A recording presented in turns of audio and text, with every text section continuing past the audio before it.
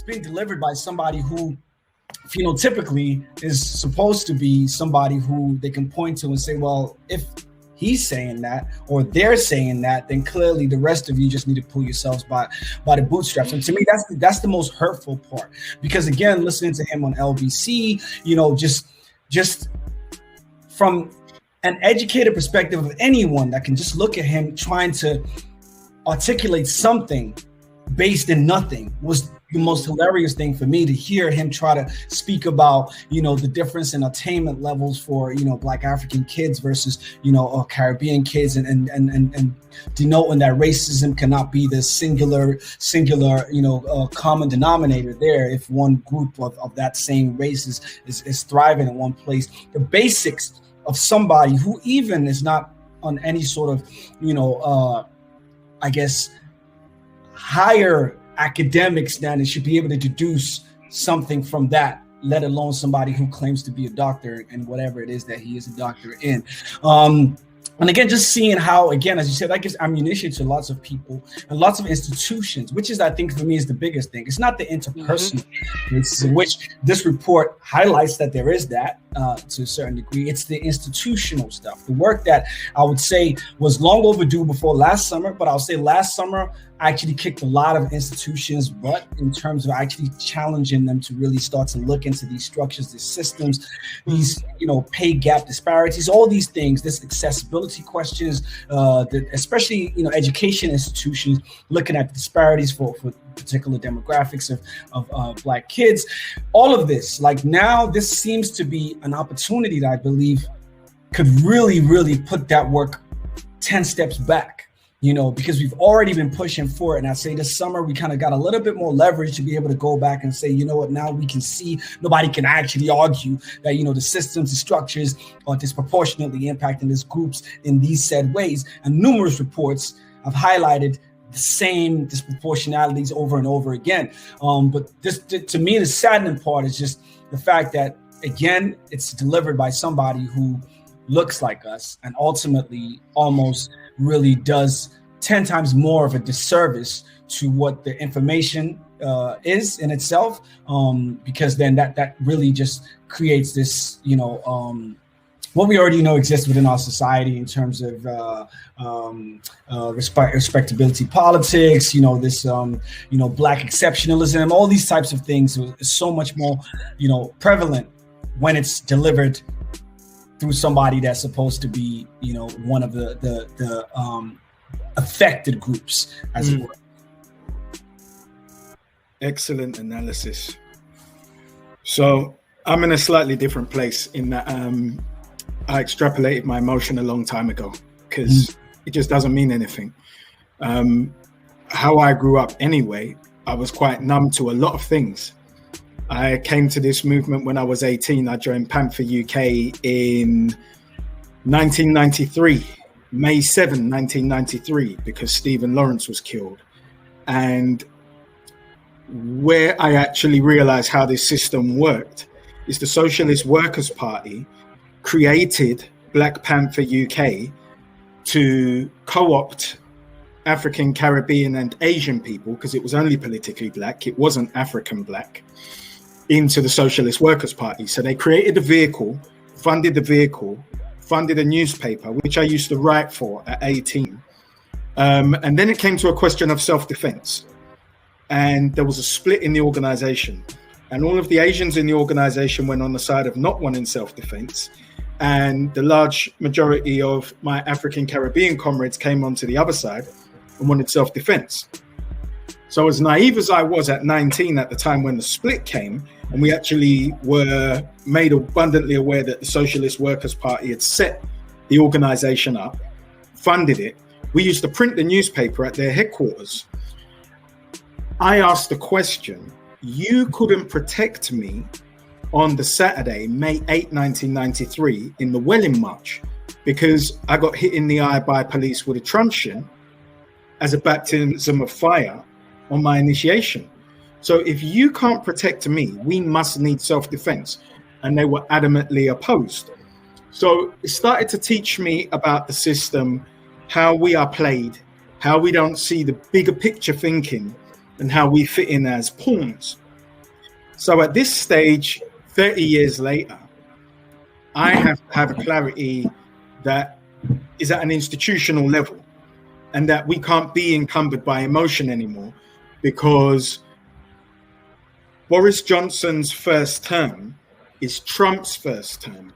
And we're supposed to be doing what our African American cousins should have been doing at that time, which is to completely extrapolate our energies from the race industry, which this is just a big distraction. And when we look at campaigns like Kill the Bill, look at the timing. We're all distracted by this little piece of nothing. It's toilet paper. Don't worry about that. Park that for a second. Let's put a pin in that. It's to make us emotive. Now, there's a bill that is seeking to take away all of our human and inalienable rights to freedom.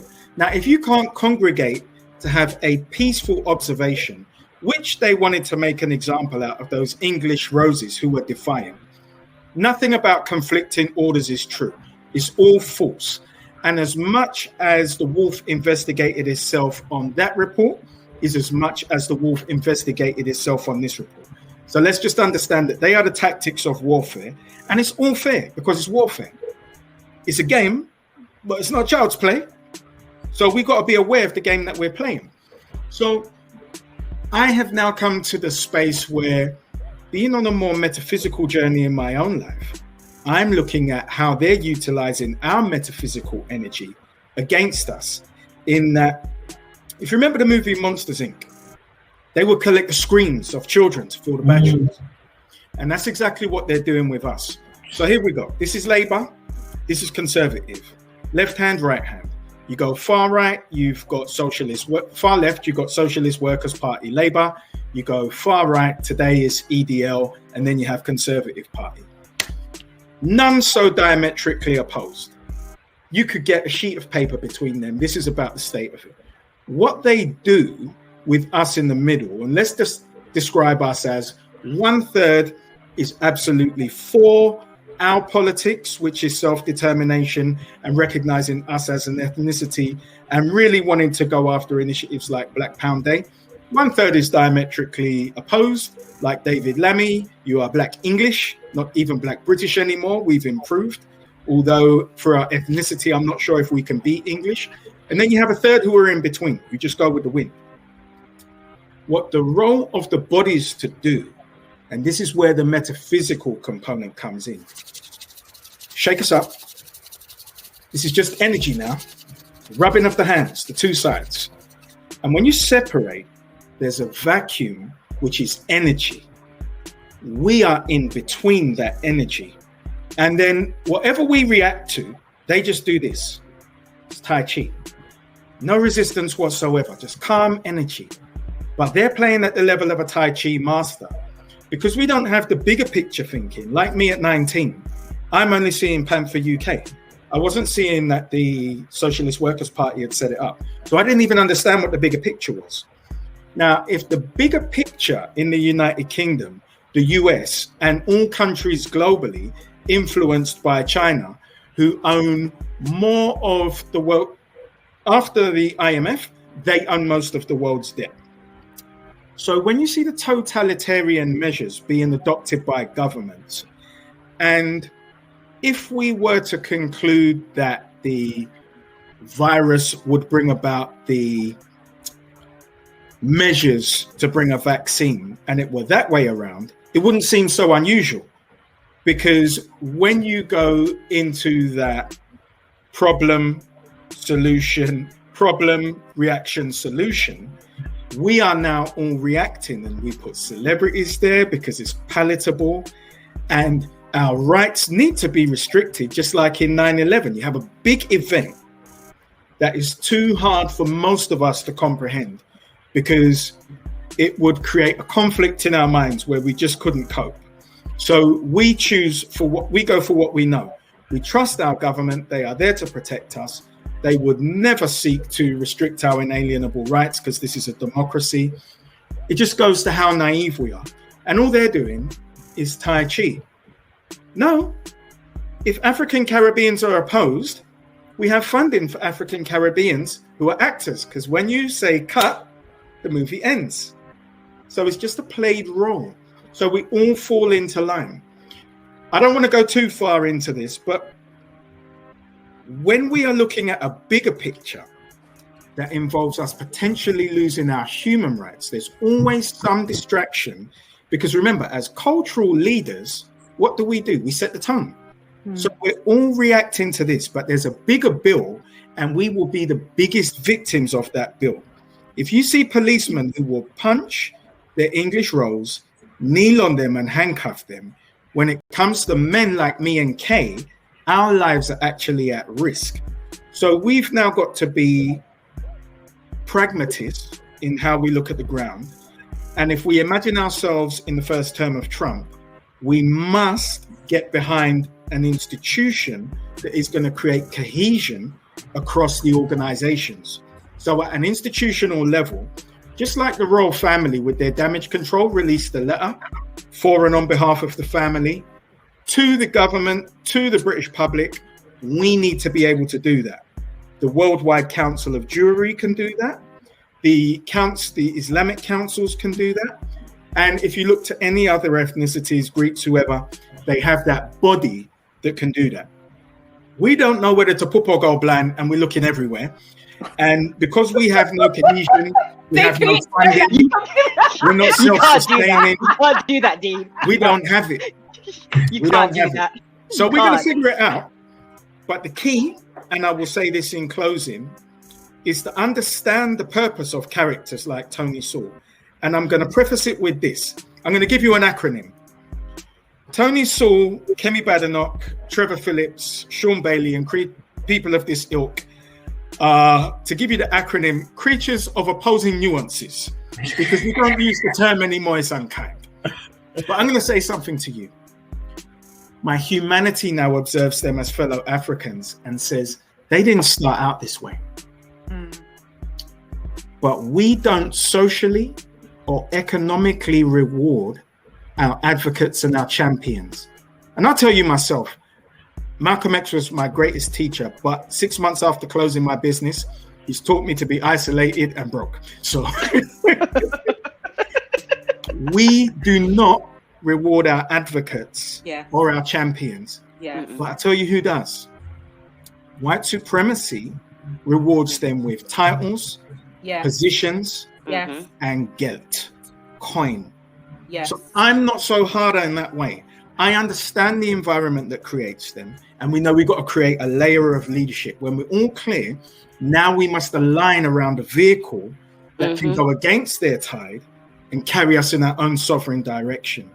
And we no longer have the option, the luxury, to procrastinate, to argue, or to get into any of the hyperbole about who is who and what is what. Right. So can I say, because Dean, I always know you about to like hit. I always feel with Dean, like, you know, when Dean talks, you're just like soaking in all of this. You're like, yeah, oh my God, yeah. Like, yeah. And then you remember that you're meant to talk afterwards, and you're like, but right. Okay. Always, because I'm like this. But my face is like my face is like this. And then he just drops in poop or go blind, and you're like, but yeah. So listen. So Dean, where you finished is going back to where I started with all of this, right? Because on one hand, like, listen, and I'm talking to all of you fabulous people that are listening. I know who are like, because there's lots of people messaging me, right, and gone, oh my goodness. But this is my thing. Like, you don't have to worry that I'm crying in a corner, right? You don't have to worry that I am fragile because of this, because I was never surprised by this. Right? Is it? I just find it hilarious that we can hear the police sirens going off in the background. They're coming for us already. They're coming. I wasn't surprised by any of this, right?